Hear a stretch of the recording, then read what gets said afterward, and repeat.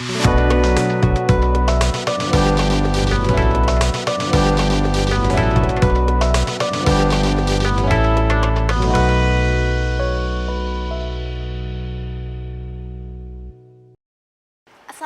warahmatullahi wabarakatuh. Selamat datang dalam program IKON, Inspiratif Komunikatif Naratif.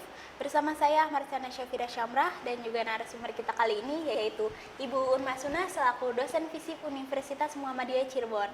Apa kabar Ibu? Baik, alhamdulillah Caca. Ya, sebelumnya terima kasih Bu dan nyempetin waktu untuk bisa hadir di IKON. Sama-sama. Pemirsa, pada kesempatan kali ini kita ingin berbincang mengenai proses perkuliahan daring. Seperti yang kita ketahui, untuk memutus penyebaran COVID-19 di dunia pendidikan, mulai dari tingkat SD, SMP, SMA, bahkan perguruan tinggi, termasuk juga di Universitas Muhammadiyah Cirebon, memutuskan untuk melakukan kegiatan belajar mengajar secara online. Ibu, untuknya sekarang ini kan kita sudah memasuki 3 semester perkuliahan online ya Bu. Iya. Dari Ibu sendiri sebagai dosen, apa sih Bu yang Ibu rasakan dalam perkuliahan daring ini? Terima kasih ya Caca ya. Jadi sebetulnya kalau di UMC ini kan sebelum terjadinya COVID-19 ya, kita sudah menyelenggarakan perkuliahan daring. Itu sekitar 2 tahunan, sudah hampir 2 tahunan itu dijalankan. Hanya saat itu belum optimal karena tidak semua dosen itu melakukan kuliah learning ya. Nah, saat ini sejak adanya penyebaran COVID yang udah sangat masif ya, kuliah daring itu kan diberlakukan di semua perguruan tinggi ya, bahkan di dunia internasional, termasuk UMC gitu. Mau tidak mau harus dilakukan gitu.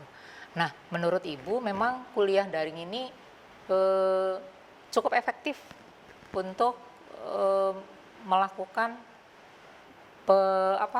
pembelajaran antara dosen dengan mahasiswanya, karena sebetulnya bukan hanya pada saat adanya COVID-19 ya. Jadi kuliah daring ini diberlakukan atau asumsinya itu adalah saat ada kuliah, ada saat tertentu dosen itu mempunyai kendala tertentu. Begitu juga mahasiswa.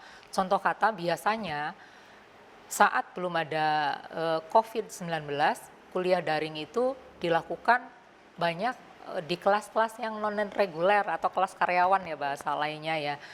Mengapa hal ini dilakukan? Karena kuliah daring ini untuk menjembatani antara dosen dengan mahasiswa agar kuliah tetap efektif, materi tetap berkualitas, sehingga perkuliahan daring itu dilakukan begitu. Jadi saat itu kalau yang kelas non reguler mungkin sudah dilakukan oleh beberapa dosen gitu ya, untuk menyiasati kendala waktu yang antara lain kalau misalnya mahasiswa itu bentrok, yang non reguler itu ya maksudnya ya, atau misalnya bentrok dengan kegiatan kerja atau kegiatan-kegiatan yang lainnya. Sementara kalau misalkan dosen itu bentroknya misalnya dosen diberi tugas oleh kampus untuk mengikuti seminar tertentu gitu, atau pelatihan tertentu, sehingga kuliah daring ini bisa berjalan lebih efektif begitu ya. Jadi itu sebelum COVID juga udah kita lakukan di sini. Itu barangkali Caca. Sendiri baru ngelakuin pas COVID, apa dari sebelumnya juga Ibu sudah melakukannya?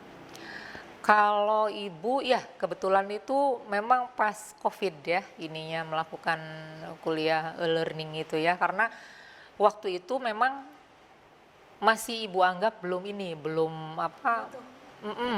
artinya belum butuh tuh, karena kualitas offline atau tatap muka dengan mahasiswa masih cukup memadai dan dirasa belum dibutuhkan begitu. Padahal sebetulnya menurut Ibu setelah mengikuti kuliah daring saat ini itu bisa sangat efektif kalau misalkan dilakukan juga saat itu gitu. Jadi bisa terasakan manfaatnya saat ini justru. Maksudnya balik ke belakang, kuliah daring itu bisa dilakukan sebelum COVID juga gitu sebetulnya. Lebih efisien ya Bu? Lebih efisien. Ada nggak sih Bu kesulitan yang Ibu hadapi dalam melakukan proses perkuliahan daring kepada mahasiswa gitu? Kendala-kendalanya apa aja? Hmm. Nah, ini justru yang menjadi masalah krusialnya ya. Jadi eh, berbeda dengan kuliah luring ya atau tatap muka, kuliah daring ini menuntut banyak kreativitas dosen, kreativitas, inovasi karena kendala-kendalanya itu justru bukan hanya pada ininya proses pada saat prosesnya itu baik dosen maupun mahasiswa mungkin ada kendala yang sifatnya psikologis juga teknis gitu ya. Kalau yang teknis pada saat kuliah misalnya mahasiswa tidak bisa masuk dengan alasan tidak ada kuota. Itu sangat klasik ya. Terus yang lainnya lagi beralasan karena jaringan error gitu ya. Dan ini juga sebagai dosen ibu mengalami beberapa kali gitu betapa sengsaranya ketika sedang asik-asiknya gitu ya melakukan kuliah misalnya Zoom Meet gitu. Itu terus jaringan error sehingga tidak bisa muncul di layar pada saat melakukan perkuliahan. Terus yang lainnya lagi adalah kendalanya itu di mahasiswa.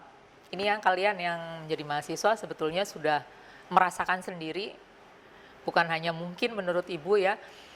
Jadi kuliah daring ini, kendala yang ibu rasakan sebagai seorang dosen itu adalah pada saat memberikan perkuliahan, itu tidak semua mahasiswa bisa mengikutinya dengan serius. Ya, tidak mengikuti dengan serius. Itu alasannya bisa karena macam-macam. Karena antara lain menurut ibu tidak ada kontrol yang dianggap ketat pada saat kuliah daring, antara lain dosen itu merasa kesulitan apakah mahasiswa semuanya melihat atau menyaksikan dosennya ketika mengajar begitu. Itu yang ibu rasakan, baik melalui Zoom meeting, melalui WhatsApp group, terus atau e-learning yang ada di ini ya di kampus ya yang difasilitasi oleh kampus maupun Google Classroom gitu. Itu untuk mengontrol apakah mahasiswa itu melakukan perkuliahan dengan semestinya, kami tidak bisa selalu bisa mengontrol. Misalnya contohnya ini, pada saat Zoom meeting itu presensi kehadiran itu mereka melakukan semuanya gitu. Tetapi tombol itu video dimatikan ya. Jadi seolah-olah mereka hadir padahal nggak tahu gitu. Sehingga ketika ibu buka ruang diskusi setelah memberikan materi perkuliahan, itu tidak semua mahasiswa bisa ibu tahu apakah ini ada atau tidak gitu karena wajahnya tidak muncul. Sehingga ketika misalnya salah satu mahasiswa ibu tanya untuk mengapresiasi apa yang sudah ibu lakukan dalam proses pembelajaran, terus misalnya mahasiswa si A tidak bisa waktu itu menjawab ya, belum bisa menjawab, ibu lempar nih ke mahasiswa B yang wajahnya itu tidak ada, hanya namanya aja, ternyata tidak ditanggapi gitu. Karena apa? Anaknya sebetulnya tuh nggak ada, udah nggak tahu kemana gitu. Jadi kendalanya itu antara lain seperti itu. Terus kendala-kendala yang lainnya, di ruang diskusi juga biasanya, itu kalau ibu perhatikan yang aktif tuh itu saja gitu. Jadi kualitas pembelajarannya itu ibu karena tidak bisa melihat langsung tatap muka seperti ini, tidak bisa ibu dekati gitu. Didekati dalam artian secara fisik ada masalah misalnya begitu ya, masalahnya apa, kalau misalkan tatap muka kan itu kita bisa langsung memberikan respon ya atas kekurang aktifan mahasiswa gitu. Terus apa lagi ya, kendalanya menurut ibu sangat banyak.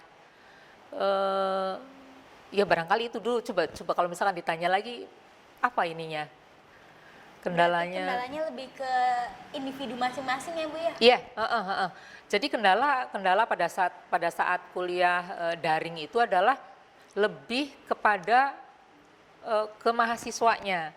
Biasanya kalau dosen itu sudah mempersiapkan SAP, satuan acara perkuliahan, jadi udah pasti kalau misalkan materi kuliah itu per sesi atau per tatap muka itu sudah disiapkan mau apa dan bagaimana gitu ya.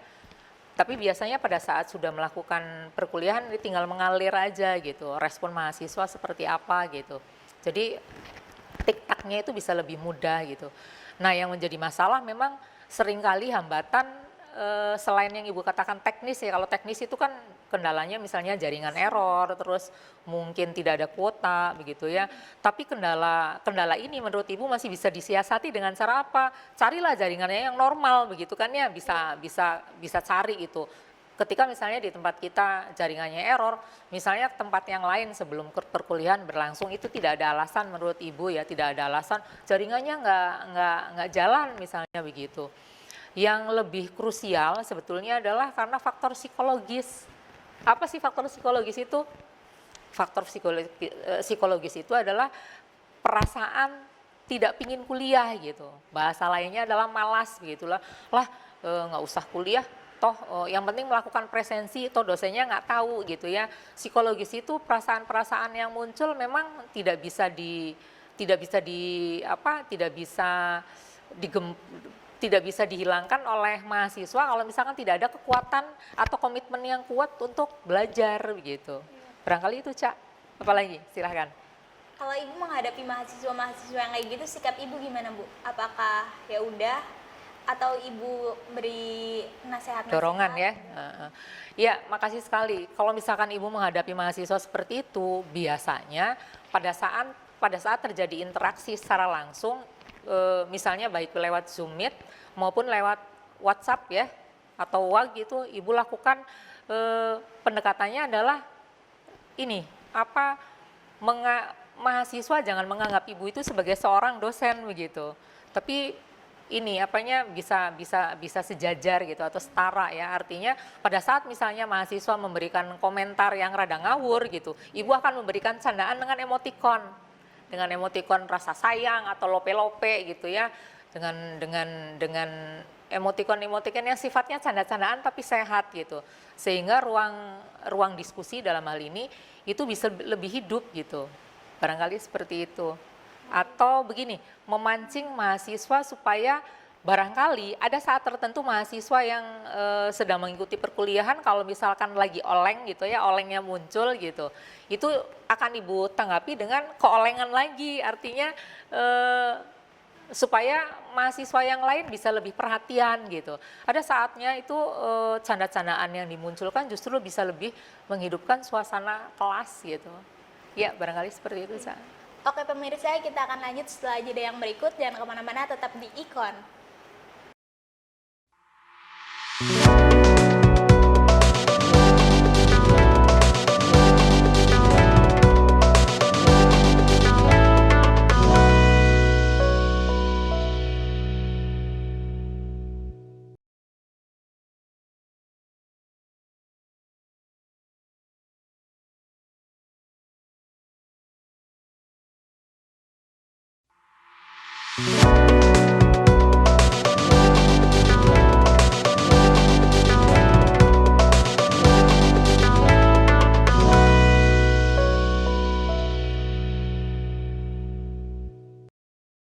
Terima kasih pemirsa, masih bersama kami di Ikon, Inspiratif Komunikatif Naratif. Kita akan melanjutkan perbincangan. Ibu, sekarang ini kan sudah memasuki era new normal ya, Bu? Ada nggak sih, Bu, mahasiswa Ibu yang menginginkan adanya kuliah offline lagi? Kayak misalnya, Bu, dicampur aja kuliahnya antara offline dan online. Kan sekarang kan bisa kuliah offline asalkan ada protokol kesehatan ya, Bu. Kalau Ibu sendiri gimana? Iya, makasih Caca. Nah, selama masa perkuliahan bahkan jauh hari ketika virus corona itu lagi sangat merebak ya, masih awal-awal, dan Ibu melakukan perkuliahan daring itu, ada beberapa kelas yang pingin banget untuk offline, katanya antara lain kepengen ketemu dengan Ibu karena selama kuliah itu ada beberapa kelas yang memang kami tidak pernah jumpa gitu, sehingga mereka minta agar bisa enggak gitu dilakukan kuliah offline atau tatap muka gitu. Terus mereka juga penasaran sebetulnya kalau misalkan selama kuliah daring itu katanya begitu asik gitu mengikuti perkuliahan baik Zoom Meet maupun Ibu banyak menggunakan pakainya WAG ya. Itu membuat penasaran kalau misalkan pada saat offline seperti apa begitu. Mungkin itu juga dialami oleh dosen yang lain ya.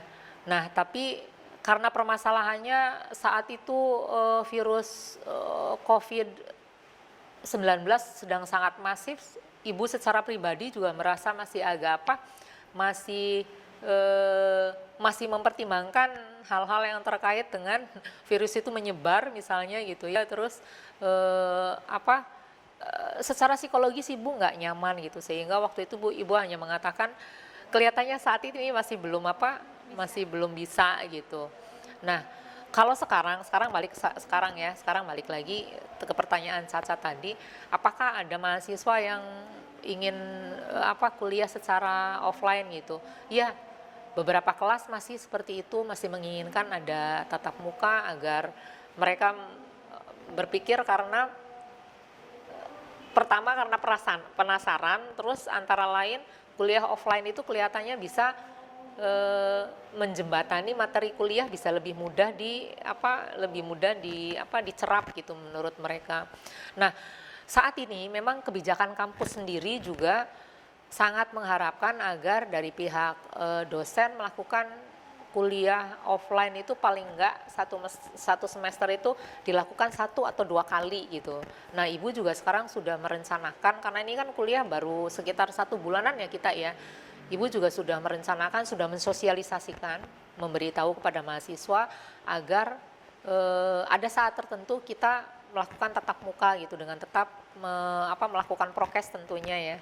Seperti itu, Cak. Kalau daring sendiri, kalau perkuliahan daring, apakah mahasiswa yang ibu ajari itu produktif nggak sih, Bu?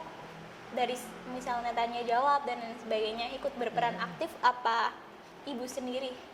Yang terus-terusan aktif gitu ya. Aktif. Oke, makasih Caca.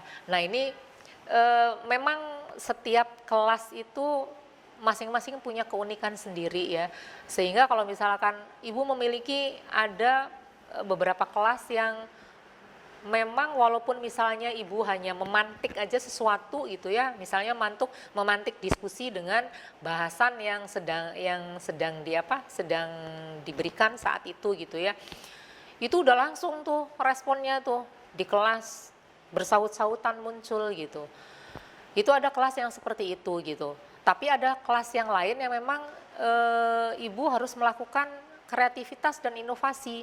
Artinya kalau misalkan ibu tidak melakukan kreativitas itu mahasiswa akan diem gitu. Artinya walaupun ada ruang diskusi, sudah dipantik dengan suatu materi agar mereka bicara, tetap aja ada yang kurang aktif seperti itu ya, mau tidak mau memang ibu yang harus melakukan sesuatu yang menjadikan mereka mau bicara gitu.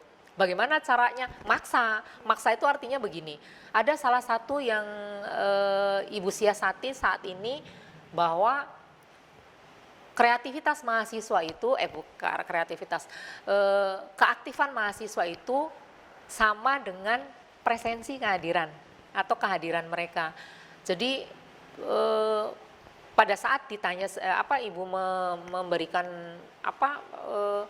memberikan materi, terus ibu minta agar mereka aktif dengan sebuah dorongan bahwa ketika mereka masuk dalam ruang diskusi, jadi ada yang namanya ruang diskusi, ibu selalu membuka ruang diskusi ya, itu mereka kalau tidak muncul ibu anggap alpa gitu, jadi absen gitu, nggak hadir. Kalau misalkan muncul itu berarti dianggap sebagai hadiran walaupun cuma 1 kali.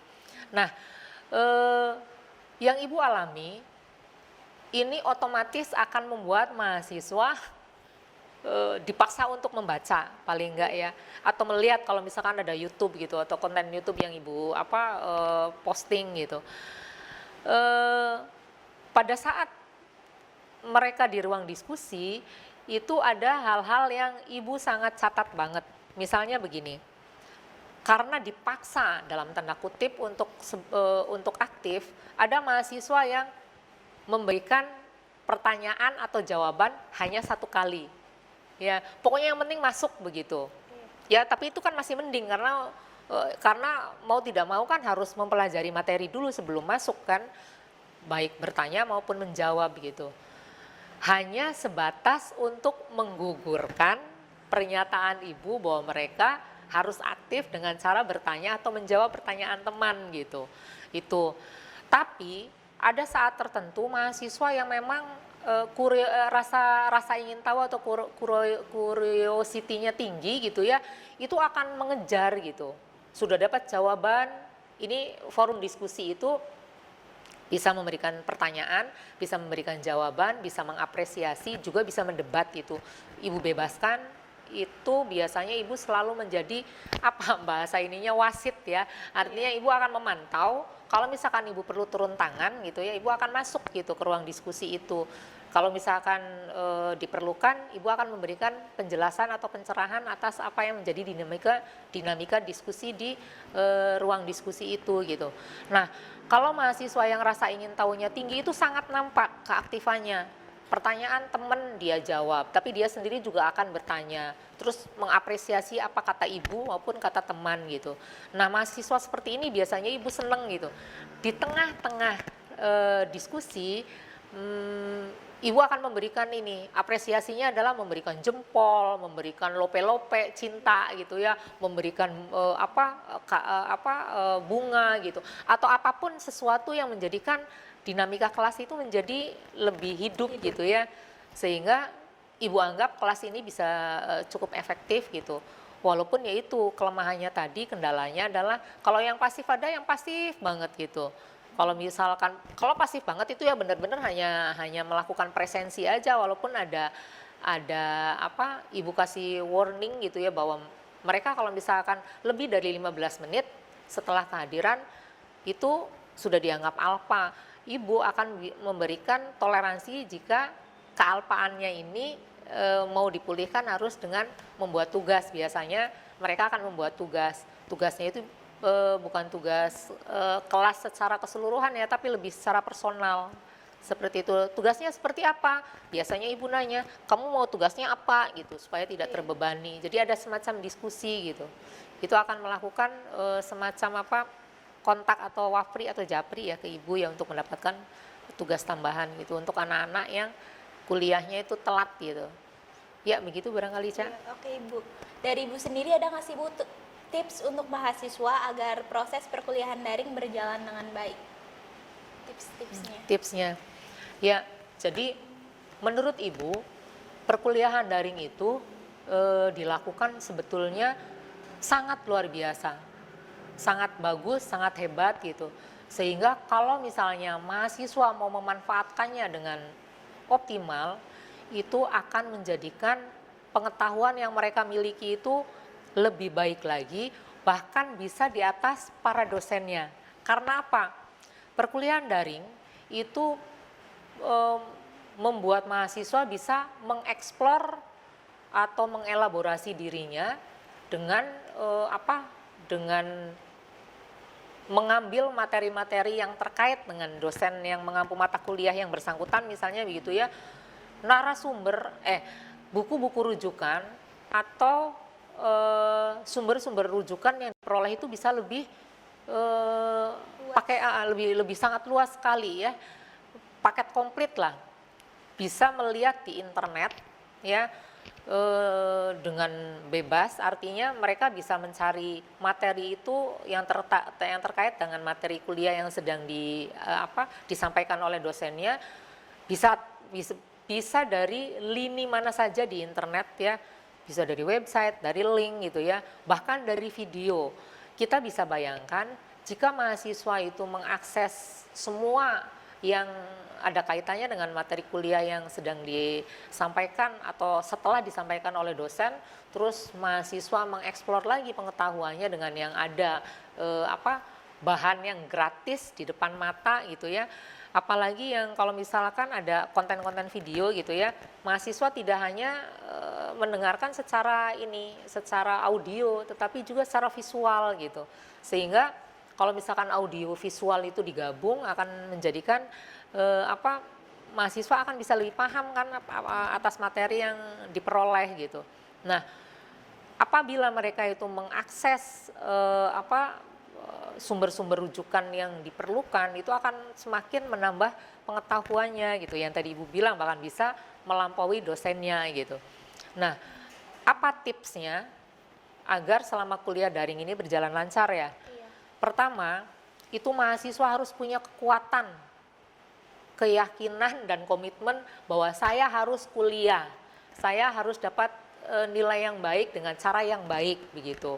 Terus bisa lebih disiplin pada saat masuk ke kelas e-learning.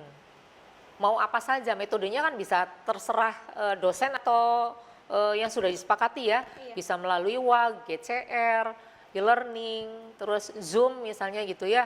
Itu pilihan-pilihan itu apapun pilihan atau metodenya itu jika mahasiswanya sudah ada komitmen untuk menjalankan kuliah dengan baik, insya Allah itu akan bisa lebih memiliki kesungguhan dan kebanggaan terhadap materi yang diperolehnya pada dari tiap dosen gitu. Terus tip yang lainnya ya, itu mahasiswa menurut Ibu tips yang lainnya adalah dari dosen ini. Dari dosennya, jadi ini untuk otokritik untuk Ibu sendiri juga ya. Pada saat masa kuliah diberlakukan atau pada saat sesi kuliah itu berlangsung, dosen meminta kepada mahasiswa agar berbaju rapih seperti mau kuliah. Jadi tujuannya apa? Yaitu walaupun di rumah mereka sungguh-sungguh kuliah, harus pakai Harus pakai baju yang formal untuk kuliah, artinya baju untuk kuliah gitu, bukan pakai daster. Iya. Nah, seperti itu, atau kaos oblong gitu ya, atau mungkin pakai handuk saja gitu, walaupun videonya dinyalain tapi gambar dirinya nggak muncul gitu.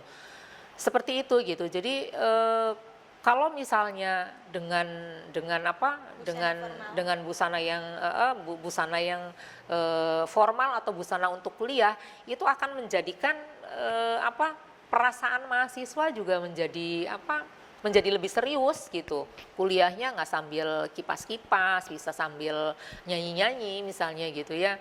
Karena kan itu ininya bisa ditutup kan. Kalau pokoknya bisa, mahasiswa itu bisa lebih tahu lah yang seperti itu, nggak bisa ngakal-ngakalin gitu. Atau misalnya menyiasati lagi dengan cara yang lain adalah, misalnya kalau Ibu ya, tipsnya sebagai seorang dosen, ini dosen dengan mahasiswa ya, kalau sebagai seorang dosen ketika memberikan penugasan itu disesuaikan dengan Ibu perhatikan sejauh mana misalnya mata kuliah bab sekian itu sudah dipahami oleh mahasiswa. Kalau misalkan keaktifan mahasiswa itu hampir merata di sebuah kelas, biasanya penugasan itu Ibu ringan aja. Artinya gini, tulis ulang dari yang dinamika diskusi tadi gitu. Tulisnya bisa pakai bisa diketik, bisa juga tulis tangan terus kirim ke email gitu. Tapi kalau misalkan dinamika kelasnya itu kelihatannya agak dingin gitu ya, atau anyep gitu, Ibu akan memberikan penugasan yang lebih komplit. Misalnya begini, Ibu minta untuk mahasiswa itu membuat konten video dari materi hari ini gitu. Itu udah harus serius tuh karena ngharapnya ya. Terus bisa juga Ibu minta membuat tanya jawab, dari bertanya sendiri, menjawab sendiri dari materi yang diberikan. Bisa juga meminta dengan membuat makalah, bisa juga mereview dengan cara sederhana ya, review sederhana dari jurnal-jurnal yang Ibu berikan pada saat memberikan perkuliahan gitu ya. Terus ya hal-hal seperti itulah, bikin PPT misalnya gitu, PowerPoint ya. Terus apalagi tuh? Pokoknya intinya penugasan itu sebetulnya sudah ada ketika Ibu membuat SAP atau satuan acara perkuliahan itu, atau rencana perkuliahan itu, atau RPP selama 1 semester. Tetapi itu tidak rigid, jadi tidak kaku, tergantung pada saat memberikan perkuliahan. Jika ada sesuatu dan hal yang lain, penugasan itu bisa menyesuaikan dengan kondisi kelas begitu. Barangkali tipsnya seperti itu. Tips yang satu lagi punten. Iya. Pokoknya intinya satu, mahasiswa yang jelas tipsnya itu adalah harus sadar bahwa mereka punya kewajiban. Sebetulnya kewajiban itu merupakan haknya mereka. Karena kewajiban yang diberikan oleh dosen itu adalah dosen harus memberikan materi kuliah dengan benar dan baik kan? Dengan baik dan benar, dan mahasiswa mendapatkan haknya dengan cara yang apa dengan baik juga kan. Nah, ini haknya mahasiswa itu yang diberikan oleh dosen sebetulnya itu kan sama-sama saling kolaboratif ya, baik mahasiswa maupun dosen kalau misalkan bekerja sama dengan baik itu insya Allah haknya mahasiswa akan bisa diperoleh melalui kewajiban yang dilakukannya juga gitu. Ya, kalau dosen mah udah pasti kewajibannya harus dilakukan. Karena apa? Dosen udah harus memiliki SAP, satuan acara perkuliahan selama 1 semester, dan tiap bulan dosen itu harus membuat laporan selama perkuliahan daring kepada institusinya. Jadi jangan berpikir kalau mahasiswa itu kontrolnya kurang ketat dari dosen maupun institusi. Padahal itu sebenarnya semuanya mestinya harus saling bekerja sama dengan baik gitu. Barangkali seperti itu ya.